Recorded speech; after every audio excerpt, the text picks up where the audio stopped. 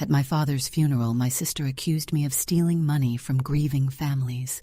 She had documents bearing my signature. The town believed her. Even my own brother already knew enough to look guilty. What none of them knew was that I carried a recording that could clear my name and destroy what remained of my family. The first person to look away was Mrs. Calder. That was how I knew the accusation had landed. She had buried her husband through Vale and daughter's funeral home 9 months earlier. I remembered everything about that week. The pale blue suit she chose for him, the dent in his wedding ring, the way she kept apologizing for crying in front of me, as though grief were a mess she had made on my carpet. Now she stood beside the second row of chairs in our chapel, one gloved hand pressed to her mouth, staring at me as if she had just learned the person who carried her through the worst week of her life had also searched her purse while she slept. My sister Natalie stood at the lectern. Behind her, our father rested beneath warm chapel lights in a walnut casket he had selected 15 years before his death. Samuel Vale had planned everything: the satin lining, the brass handles, the charcoal suit, the navy tie with tiny silver dots, even the hymn printed on the memorial cards. He had not planned for Natalie to destroy him before we closed the lid. "There are 43 prepaid funeral accounts with missing funds," she said. Her voice trembled, but not enough to sound uncertain. Natalie had always known how to make fear look like courage. A murmur moved through the chapel. 43. The number sounded worse when spoken aloud. I stood near the casket with my hands folded in front of me. My black dress was too tight across my ribs because I had not slept enough to remember to breathe properly. My father's signet ring was in my coat pocket, pressing against my hip like a second pulse. Natalie looked directly at me. Every altered authorization carries Rebecca's signature. There it was. My name, not sister, not funeral director, not the woman who embalmed our father because no one else in the building could keep their hands steady. Rebecca, a suspect's name. Our half-brother Daniel rose from his chair. "What are you doing?" Natalie did not turn toward him. "What Rebecca should have done years ago." Daniel's face darkened. "Dad is lying right there." "I know." "Then sit down." "No." The word struck the chapel harder than a shout. Natalie removed a folded document from beneath the lectern. "As acting trustee of Samuel Vale's estate, I have suspended Rebecca's authority over all Vale and Daughters accounts. The bank has been notified. The state licensing board will receive the records tomorrow morning." Someone gasped behind me. I knew the voice. Lorraine Pike. She had worked our visitation desk every Thursday for 19 years. She had brought casseroles when our mother died and slept in the employee lounge the night a snowstorm trapped us with 3 bodies in the preparation room. "Rebecca?" she whispered. I could not look at her. Natalie continued. "Until the investigation is complete, Rebecca is not permitted to access company offices, financial systems, client files, or the preparation facility." The preparation facility. She could not even say prep room. She had lived above a funeral home until she was 18, but she still spoke about death like it was a legal department. Daniel crossed the aisle. "Natalie, stop." She lifted her chin. "You knew." He froze. That was all it took. The room turned toward him. Natalie's expression changed. Not triumph, pain. "You knew," she repeated. Daniel looked at me. I gave the smallest shake of my head. "Do not." That had always been my language with him. "Do not tell Mom. Do not tell Natalie. Do not tell the auditors. Do not tell anyone until I fix it." Daniel lowered his eyes. Natalie saw. The color left her face. "So both of you knew." "Natalie," I said. My voice sounded calm. It had taken me 39 years to build that voice. Our father used to call it my professional voice, the low, measured tone that made widows stop shaking and angry sons lower their fists. Natalie hated it. Do not use that voice with me. This is Dad's memorial. No. She looked at the casket. This is the last place he can force us to protect him. A few mourners shifted in their seats. My stomach tightened. She knew more than the accounts. Perhaps not everything. Enough. I stepped toward the lectern. We can discuss this privately. That is what you always say, because some things should be handled privately. That is how people like you keep control. People like me. I almost smiled, not because it was funny, because people only say that when they are trying to turn someone they love into a category they can hate safely. Natalie unfolded the document. My signature appeared at the bottom. Even from 10 feet away, I recognized the long line beneath my last name. Authorization to transfer $18,400 from the Franklin Family Pre-Need Trust into the Vale Operating Reserve, dated 11 years earlier. Signed by me. The chapel doors opened behind us. A man entered carrying a camera bag. Not family, not staff. Eli Mercer. A reporter from the Cedar Falls Register. I had seen him twice before, once outside a city council meeting, once at a fundraiser where Natalie introduced him as a friend helping with a community project. He stopped near the rear wall. My sister had invited a journalist to our father's funeral. That was the moment my grief changed shape. Until then, I had been protecting her. After that, I had to protect myself. I looked back at Natalie. You brought press? Her jaw moved. He is documenting a matter of public interest. At our father's memorial? At the business where the records were altered. The chapel belonged to Vale and Daughters. Our family lived above it until Daniel left for college. Natalie and I learned to ride bicycles in the parking lot beside the hearse garage. Our mother taught us multiplication using casket price lists. On school mornings, we ate cereal, while florists delivered sympathy sprays through the back door. To Natalie, that history was now evidence. To me, it had always been a debt. I reached into my coat pocket. My fingers closed around my father's ring. Beside it was a small black flash drive. On that drive, Samuel Vale confessed to everything. The transfers, the hidden debts, the prepaid contracts, the first lie, the second lie, the reason my signature appeared on 43 accounts. I could have handed it to Eli Mercer. I could have watched Natalie's certainty collapse. I could have cleared my name before the organist finished packing her sheet music. Instead, I let go of the drive. I will leave, I said. Daniel stared at me. What? Natalie blinked. For 1 second, she looked frightened by how easily I surrendered. Rebecca, you cannot remove anything from the property. I heard you. You need to give Lorraine your office keys. I took the key ring from my purse. There were 7 keys on it. Front office, file room, arrangement room, casket display, garage, preparation room, my father's office. The last key was small and silver. Natalie did not know what it opened. I placed the ring in Lorraine's hand. She flinched as though the metal were hot. I'm sorry, she whispered. I looked at her then. For what? Her eyes filled. For not knowing whether to believe you. That hurt more than Natalie's accusation, because Lorraine knew me. She knew I stayed late with bodies whose families could not afford visitations. She knew I kept a drawer of clean shirts for men who arrived from work to identify their children. She knew I had driven through an ice storm to collect an infant from a hospital, because the transport company was delayed. But money changes memory.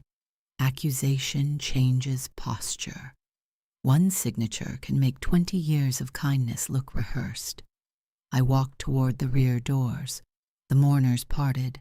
No one touched me. No one said my name. As I passed Eli Mercer, his eyes moved to my coat pocket. He knew I was carrying something. Reporters have a particular stillness when they smell a secret. Outside, snow had begun to fall. Thin, dry flakes caught in my hair and disappeared against my sleeves. I stood beneath the awning while the chapel doors closed behind me. Through the glass, I could still see my father's casket. My phone vibrated. A message from Natalie. Do not contact any clients. Then another. Do not attempt to intimidate Eli. Then a third. For once, let the truth happen. I read that sentence twice. For once. As though truth were weather. As though it arrived naturally if controlling women like me stopped closing the windows. I walked to my car. There was a white envelope tucked beneath the windshield wiper. No name on the front. Inside was a photocopy of a prepaid funeral agreement, the Franklin account. At the bottom, beneath my signature, someone had written in blue ink, "Ask Rebecca, what happened to the widow's money?" No greeting, no threat, just an instruction. I turned the page over. Another sentence was written on the back. Your father kept the original ledger in the preparation room wall. I looked toward the building. The preparation room had no windows. Its north wall was covered with white ceramic tile installed in 1987. I knew every inch of that room. I knew which cabinet door stuck in humid weather and which floor drain backed up if we used too much water. There was no hidden ledger. At least, there was not supposed to be. My phone rang. Daniel, I answered. Where are you? In the parking lot. Do not leave. I have been formally banned from the property. I do not care. I do. His breath broke over the line. Becca, she found more. My hand tightened around the envelope. What? A tape. I closed my eyes. What tape? Mom. For the first time that day, my voice failed me. Our mother, Evelyn, had been dead for 6 years. She died believing our father had betrayed her. She was correct. She just did not know how.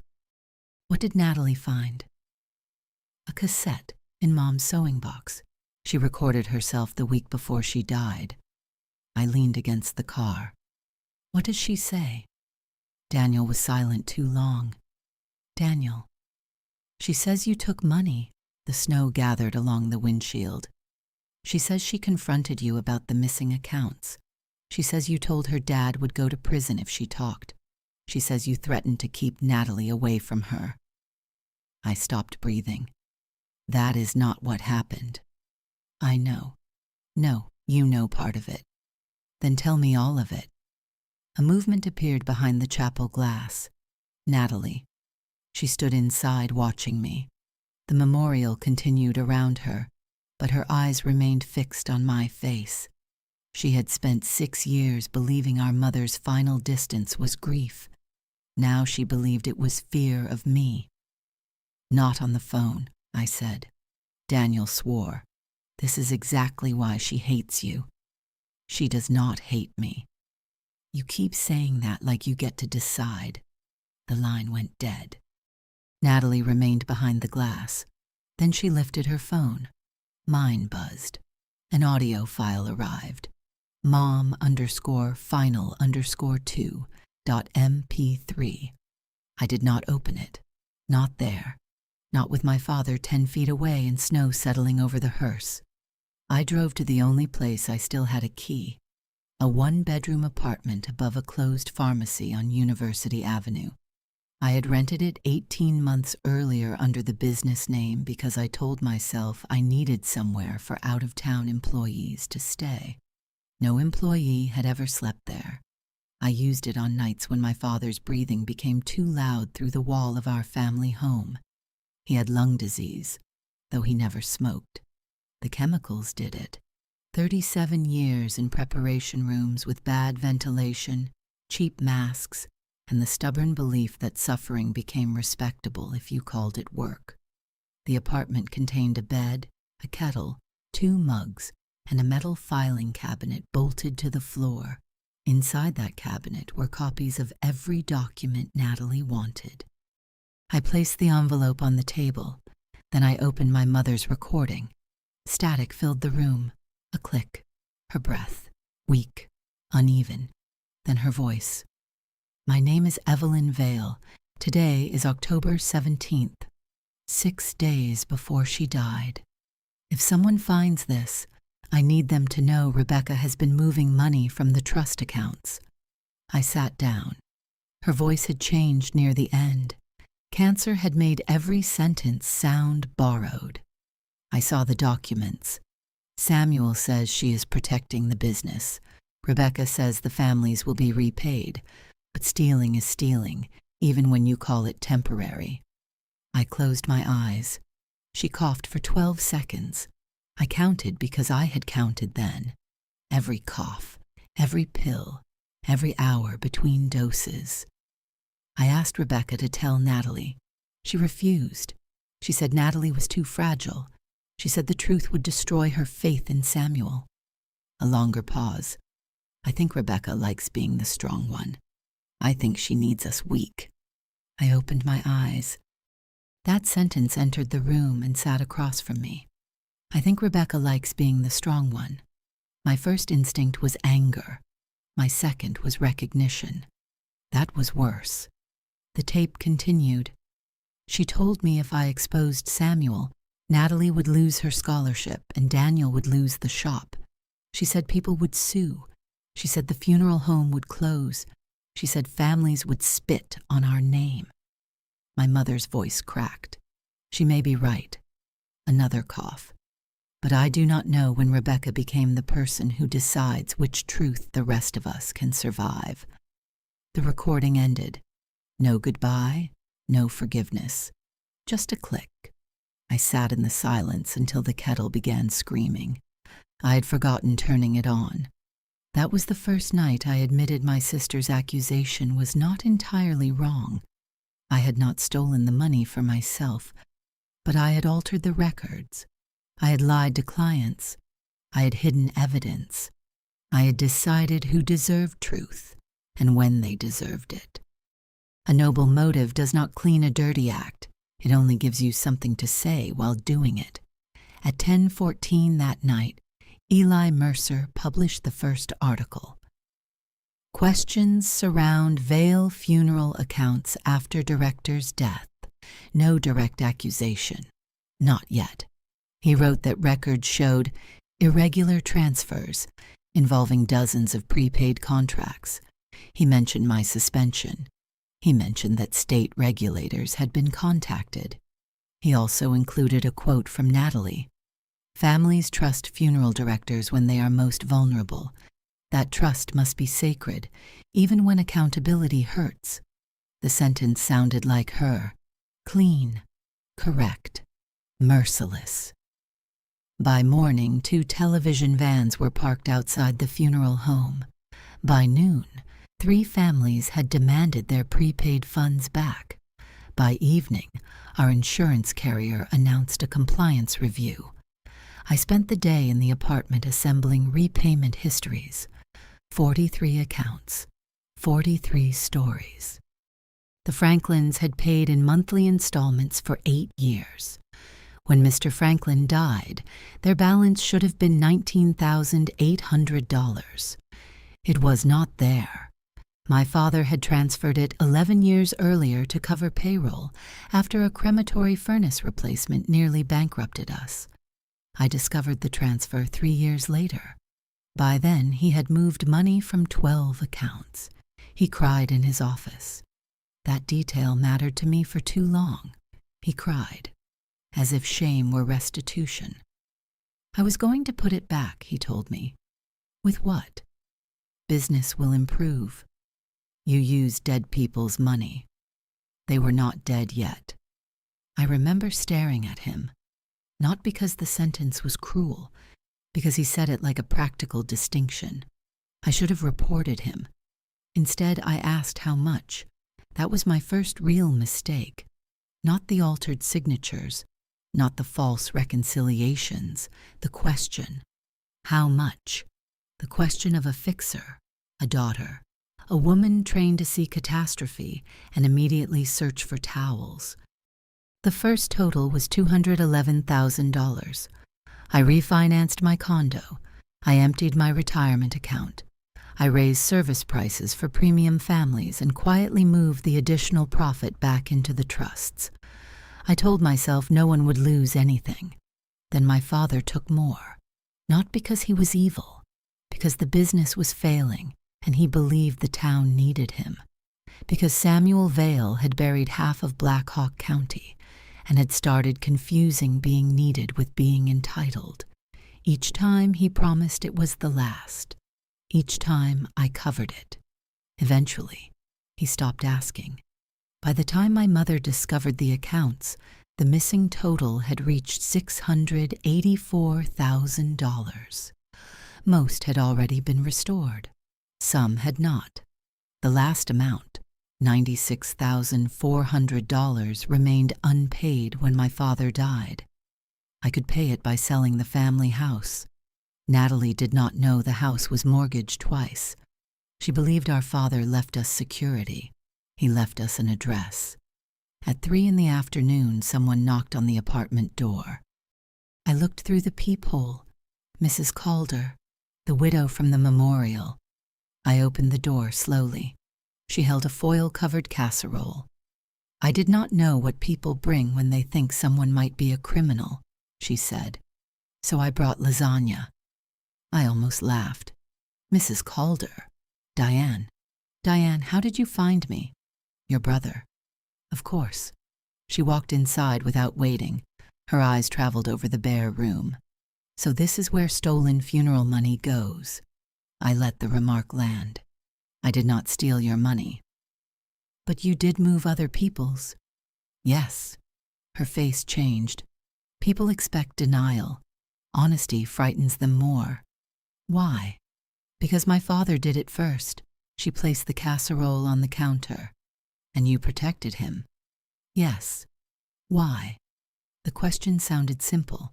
It was not. Because I thought I could repair it before anyone knew. Did you? Most of it. That was not my question. I looked at her. No. She nodded. Then she removed an envelope from her purse. My husband's contract. I did not touch it. Your account was fully funded. I know. You checked? My nephew works at the bank. She sat at the small table. Rebecca, when Frank died, you stayed with me for 5 hours. It was my job. No. Your job was paperwork. You washed his hair because I told you he hated the way hospitals made it lie flat. I remembered. Frank Calder had a white cowlick that rose at the crown of his head. Diane's hands trembled too badly to style it. So tell me, she said, was that kindness real? Yes. And were the lies real? Yes. She looked tired. People like simple answers. It saves time. I am sorry. That is another simple answer. I nodded. She studied me. Your sister called me. My shoulders tightened. When? This morning. She asked whether you pressured me to buy additional services. I did not. I told her that. What did she say? That sometimes victims defend people they trust. I looked toward the window. Natalie had learned the language of betrayal quickly. Diane tapped the envelope. Your father offered me a discount if I paid for my funeral in advance. My eyes moved back to her. When? 2 weeks before he died. He was not authorized to sell contracts then. I know that now. Did you pay him? $5,000. The room narrowed. How? Cashier's check. To the funeral home, she shook her head. To the Samuel Vale Community Care Fund. I had never heard of it. Do you have a copy? She slid the envelope toward me. The check had cleared 5 days before my father entered hospice. Endorsed by Samuel.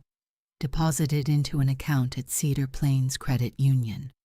An account not listed in any business records. My father had continued after I took control. He had created another fund. He had lied to me too.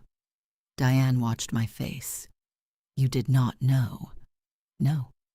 Your sister does. The air left my lungs. How? She found the deposit slips in his desk. Why has she not given them to the investigators? Diane looked at me with something close to pity. She thinks the account belongs to you. That evening I called Natalie. She answered on the 6th ring. What? Did Dad have an account at Cedar Plains? Silence. Who told you? Diane called her. You contacted a client. She contacted me. You are not supposed to discuss the investigation. This is not your investigation. It became mine when I found your signatures. Was my name on the Cedar Plains account? You had access. That was not my question. You always had access to everything. No, Natalie. That is what you believed because I let you. Her breathing changed. What is that supposed to mean? It means Dad hid things from me. She laughed once, a wounded sound. You expect me to believe the man you protected from everyone somehow kept secrets from you? Yes. No. Yes. You do not get to become his victim now. I am not trying to. Then what are you trying to do? I looked at my mother's cassette on the table. For the first time, I am trying not to decide what you can handle. She went quiet. I continued. Dad diverted prepaid funds. I found out 13 years ago. I altered the records while I replaced the money. Replaced it with what? My condo, my retirement, higher margin services, loans. You expect me to believe you sacrificed everything? No. Then why are you telling me this? Because sacrifice does not make me innocent. Silence. I committed fraud. Her breath caught. Dad stole first. I covered it. Mom found out. She wanted to report him. I stopped her. The line remained quiet for so long I checked whether the call had disconnected. Then Natalie whispered, Why? Because you were in your final year at Northwestern. Daniel had just opened his garage. Mom was dying. The funeral home employed 23 people. I thought confession would destroy everyone. You thought. Yes. You decided. Yes. You threatened Mom. No. She said you would keep me away from her. I told her if she reported Dad immediately, the stress might kill her before you got home. That is a threat. It was fear. It was control. I closed my eyes. Yes. The word hurt. It also freed something. Natalie began crying, but her voice remained hard. Did my tuition come from those accounts? I did not answer quickly enough. Oh my God. Not directly. Do not lie. Dad covered a university payment during the cash crisis. The operating account included diverted money. How much? $28,000. She made a sound I had never heard from her. Not a sob. A break. I graduated in a dress Mom bought me while she knew. Yes. She smiled in the photographs. Yes. And you both looked at me like I was a child. You were 22. I was old enough. Yes. Did Daniel know? Later. Everyone knew except me. Yes. She hung up. The next morning, Vale and Daughters closed temporarily. Not because of regulators, because employees refused to enter through the crowd of reporters. A funeral home cannot function without quiet. Grieving families will tolerate faded wallpaper and weak coffee, but they will not walk past cameras to identify a body. 3 scheduled services were transferred to competitors. Our refrigeration unit held 4 people awaiting burial. The county demanded a continuity plan by noon. Natalie called an emergency staff meeting in the chapel. I was not invited. Lorraine sent me a photograph. 23 employees sat in the same chairs where mourners had watched me leave. On the screen behind Natalie was a proposed rescue plan from Serenity Memorial Group, a regional corporation that had been trying to buy us for 8 years. They would assume liabilities, retain employees for 12 months, purchase the building, remove the Vale name. My father used to say corporations turned grief into hotel service. He hated branded tissue boxes and sales quotas. He also stole from widows. People contain contradictions. That does not make every part of them equally forgivable. At 12:07, Daniel arrived at my apartment. He smelled like motor oil and snow. You need to stop the sale. I have no authority. You have the lender agreement. I looked at him. How do you know? Dad told me. When? The week before he died. Another secret. What did he say? That you had tied the property debt to a veto clause. I walked to the filing cabinet. The main mortgage had been refinanced under a private restructuring agreement. Any sale below appraised value required my written approval because I had pledged personal assets as collateral. Serenity's offer was 30% below value. I could stop it. Why did Dad tell you? Daniel looked away. He was scared you would refuse. Why? He said you were done saving him. The sentence entered me quietly. When did he say that? After Mom's anniversary. 7 weeks before his death. The same week he began recording his confession. Daniel sat down. Becca, there is something else. I waited. He asked me to remove the ledger from the prep room. My hand stopped on the cabinet handle. What ledger? A black book behind the north wall tile, the note on my windshield. Did you? No. I thought he was confused. Which tile? He said the one behind the old clock. The preparation room clock had been broken for 12 years. My father refused to replace it because it stopped at 4:16, the time his own father died in that room. Funeral directors are practical people until grief gives them an object. Then we are as superstitious as anyone. Who else heard him? I asked. Eli. I stared at Daniel. The reporter. He visited Dad in hospice. Why? I do not know. But I did. Natalie had not brought Eli into the story. Our father had. At 2 that afternoon, I went back to Vale and Daughters. The television vans were gone. Freezing rain had replaced the snow, coating the parking lot in glass. My key no longer worked. I knocked. Lorraine opened the door. You cannot be here. I need 5 minutes in the preparation room. I will lose my job. You may lose it anyway. Her face tightened. That was cruel. Yes. The word came more easily now, not as a weapon, as an admission. I am sorry, but there is evidence inside that wall. She looked behind her. About the accounts? About Dad. Lorraine let me in. The building smelled like carnations, disinfectant, and coffee burned hours earlier. Home, in other words. We passed the chapel. My father's casket was gone. We had buried him privately that morning without me. Natalie had changed the time. I learned through a cemetery employee's text message. I had prepared my father's body, selected his clothes, closed his incisions, placed his wedding ring on his hand, and missed his burial. That was Natalie's first deliberate cruelty. I understood why she did it. That did not make it smaller. The preparation room lights flickered on.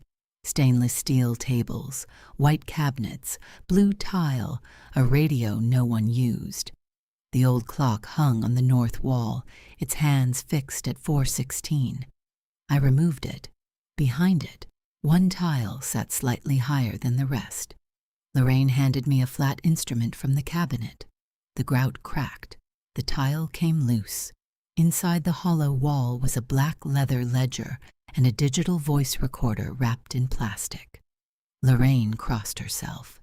I pulled them out.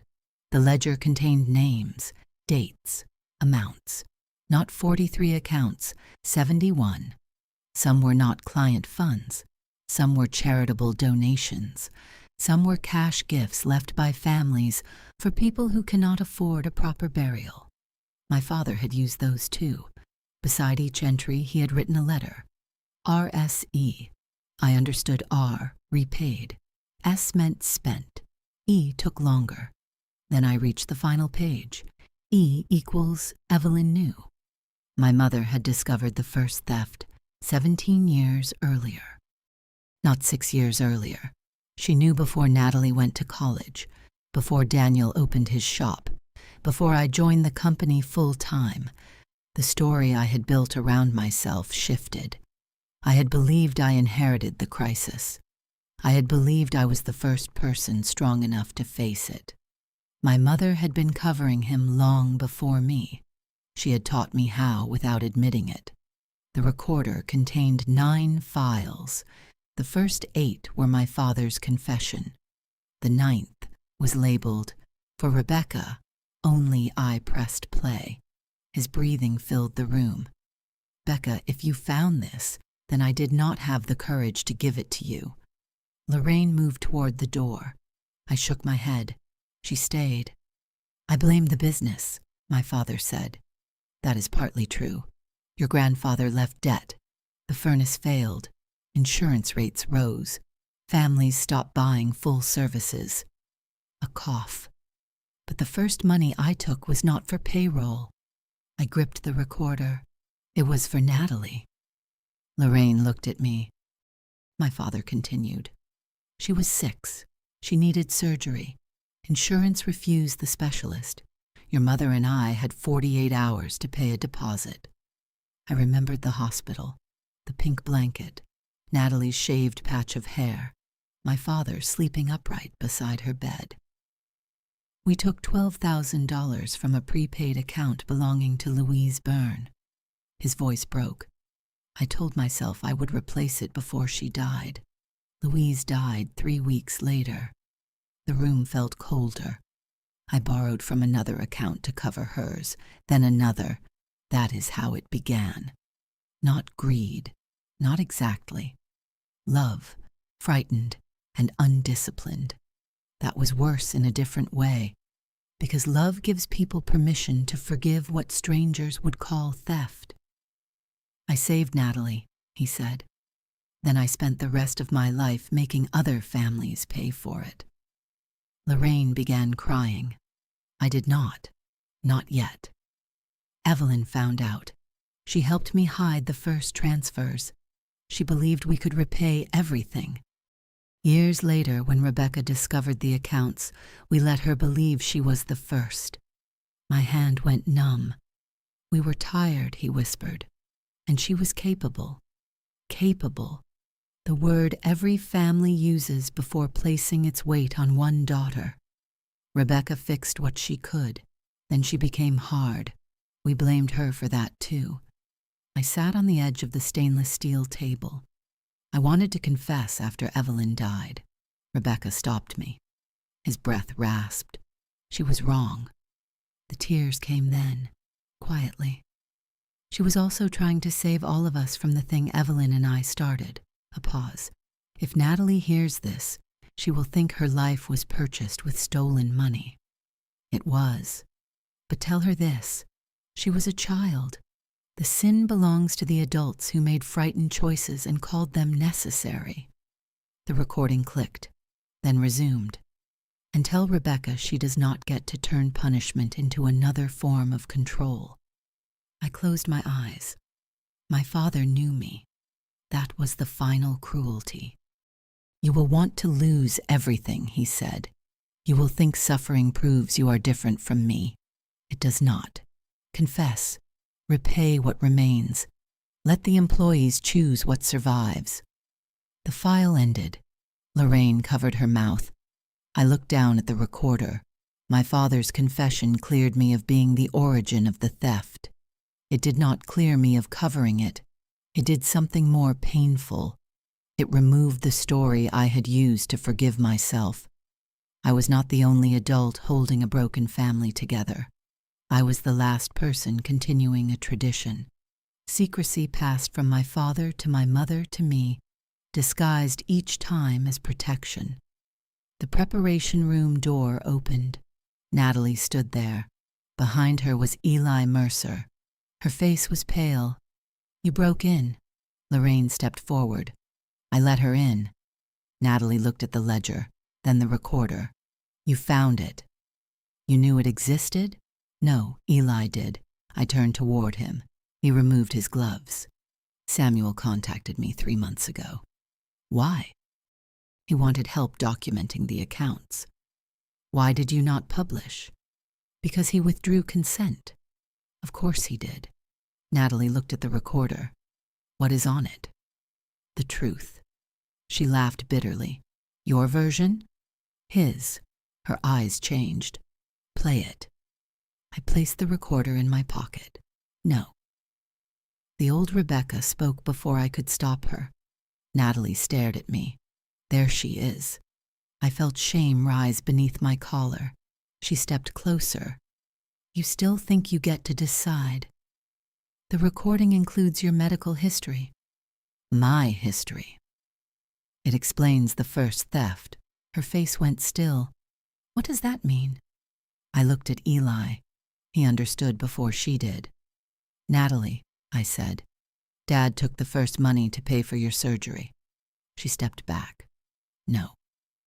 "You were 6. "No." "Insurance denied." "No." She struck the metal cabinet with her hand. The sound rang through the room. "Do not put this on me." "I am not." "You just did." "The recording says you were a child." "The town will not hear that. They will hear my name beside stolen funeral money." She looked at Eli. "You knew?" "I knew Samuel claimed there was a medical emergency. I did not know who." Natalie's face twisted. "You let me accuse her." "I documented what the records showed." "You used me." Eli's expression tightened. "You asked me to investigate." "You knew there was more." "I told you there was more." The room changed. For the first time, Natalie saw what it felt like to be given only part of a truth by someone who claimed it was enough. She turned toward me. "Give me the recorder." I did. That surprised her. She held it with both hands. "Are there copies?" "Yes." "How many?" 3. "Where?" "1 with my attorney, 1 encrypted, 1 in my filing cabinet." She closed her eyes. "Of course. Control. Documented and duplicated. I could not even surrender without a backup plan." Eli spoke quietly. "The board meets tonight. Serenity wants an answer." Natalie opened her eyes. "What do you want, Rebecca?" The question should have been easy. My office, my license, my name cleared, my father's reputation protected where possible, my sister's forgiveness, the building, the business, all of it. Instead, I heard my father. "Let the employees choose what survives." "I want the full recording released." Natalie stared at me. "All of it?" "Yes." "It will destroy Dad." "Yes." "It will destroy Mom." "Yes." "It will connect my surgery to the first theft." "Yes." Her lips trembled. "And you?" "It will show that I altered records and obstructed disclosure." "You could lose your license." "Yes." "Then why?" I looked around the preparation room. 3 generations of Vales had worked there. 3 generations had called concealment dignity. Because partial truth is what created this. At 7 that evening we met in the chapel. No mourners, no flowers, only employees. 23 people who had mortgages, children, medical bills, and no obligation to sacrifice themselves for our family's redemption. Natalie stood at the lectern again. This time, I stood beside her. Daniel sat in the front row. Lorraine placed the black ledger on a small table beneath the cross. Eli remained in the back without his camera. I told them everything. Not beautifully. Truth rarely arrives beautifully when it has been postponed for 17 years. I told them about Louise Byrne, about Natalie's surgery, about my mother's involvement, about the hidden transfers, about my signatures, about the money repaid and the money still missing. I did not call myself a victim. I did not call myself a savior. When I finished, no one spoke. Then Marcus Bell, our crematory operator, raised his hand. He had worked for us since I was 14. Did Samuel ever use the money for himself? Not for luxury. That was not my question. I swallowed. Yes. Some funds covered personal debts in the house. How much remains unpaid? $96,400 from known accounts. The Cedar Plains account may raise the total. Can it be paid? If the family house is sold, Daniel lowered his head. Natalie closed her eyes. The house contained our childhood bedrooms, our mother's piano, the pencil marks showing our heights on the pantry door. It also contained money that did not belong to us. Marcus looked at Natalie. What does Serenity offer? She told him. 12 months of employment, he said. Yes. And after? No guarantee. Lorraine stood. What is the alternative? I placed a second folder on the table. Employee ownership. Several people laughed from shock. I continued. The building has enough equity after victim repayment to support a cooperative conversion. Salaries would be lower for 18 months. Management would be elected. No Vale family member would hold controlling authority. Natalie looked at me. You prepared this already. I prepared options. Of course you did. Her tone contained the old accusation, but something else too. Fatigue, recognition, perhaps even gratitude she did not want. Marcus flipped through the proposal. What happens to you? I surrender operational authority during the licensing investigation. And after? If the employees want me back and the state permits it, I apply like anyone else. Lorraine looked around the chapel. Then we vote. The employees voted 19-4 against Serenity. They did not vote for me. That distinction mattered. They voted for themselves. 3 days later, Eli published the full investigation. The headline did not spare us. A family business built on trust hid 17 years of financial abuse. My photograph appeared beneath it. So did my father's. My mother's name was included. Natalie's surgery was described only as a child's emergency medical treatment. But people guessed. Towns always do. Some defended my father. He made a mistake to save his daughter. Some defended me. She repaid most of it. Some called us criminals. They were not wrong. Mrs. Byrne's granddaughter called me. Louise Byrne had been the first victim. I expected anger. Instead, she asked one question. Did my grandmother receive the funeral she paid for? Yes. With her money? No. Silence. Whose? Another family's. She inhaled slowly. So everyone was burying everyone. I had no answer. The state suspended my license for 1 year and placed me under a 5-year compliance agreement. I avoided criminal prosecution because I cooperated, restored funds, and proved I had not taken money for personal gain. Avoided. That word appeared in every article. As though consequences were a storm, I had ducked. The family house sold in April. A young couple bought it. On the final day, Natalie and I stood in the empty kitchen beneath the height marks on the pantry frame. Her name appeared lowest. Nat, age 5. Beside it, our mother had drawn a small star. Natalie touched the pencil line. Did Mom ever love Dad after she found out? Yes. How? I do not know. That is not an answer. It is the first honest one I have. She looked at me. We had spoken only when necessary since the chapel meeting. Daniel wanted reconciliation. He kept arranging dinners neither of us attended. People love forgiveness when they are not the ones who have to perform it. Natalie walked to the window. I hated you after Mom died. I know. I thought you wanted the business more than you wanted her. I did want the business, she turned. The old version of me would have softened it, explained. I did not. I also wanted Mom. Both things were true. Natalie nodded. I hated that you never fell apart. I did. Not where I could see. No. That is the same thing. I looked at the empty kitchen. You are right. She folded her arms. I do not know what to do when you agree with me. Neither do I. A small sound escaped her, almost a laugh. It disappeared quickly. Did you really think I was too fragile? Yes. Her eyes filled. Why? Because you nearly died when you were 6. After that, everyone treated your pain like an emergency, including you. Her expression hardened.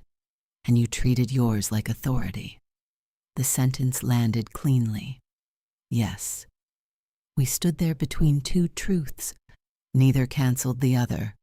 She picked up a box containing our mother's recipe cards. I cannot forgive you yet. I know. Do not say it like you are being noble. I am trying not to. She carried the box toward the door. Before leaving, she stopped. Eli asked me to move to Chicago. I looked at her. Are you going? I do not know. What do you want? She smiled sadly. That question sounds strange coming from you. Then she left. Vale and Daughters reopened in June under a new name. Cedar Passage Cooperative Funeral Care. The employees removed our family photographs from the arrangement hallway. They kept one picture of my grandfather standing beside the original hearse, not because he was a Vale, but because the vehicle belonged to the town historical archive. Lorraine became general manager. Marcus oversaw operations. Natalie joined the board as the community compliance representative. She insisted on that title. I worked at a hospice thrift store during my suspension. People recognized me. Some stared, some whispered. One woman placed a black dress on the counter and said, "You buried my mother." I braced myself. She continued, "You made her look peaceful." Thank you. I still do not know what to think about the money. Neither do I. She nodded, paid for the dress, and left. That became my life. No dramatic exile, no triumphant return. Just ordinary days in which people held two opinions of me at once. It was unbearable at first. Then it became honest. A year later, I reapplied for my license. The cooperative held a vote about whether to hire me. 14 yes, 6 no, 3 abstentions. I returned as an arrangement director, not an owner. My office was half the size of the old one. The desk had belonged to an insurance salesman. The window faced the parking lot instead of the garden. On my first morning, Lorraine placed my father's signet ring on the desk.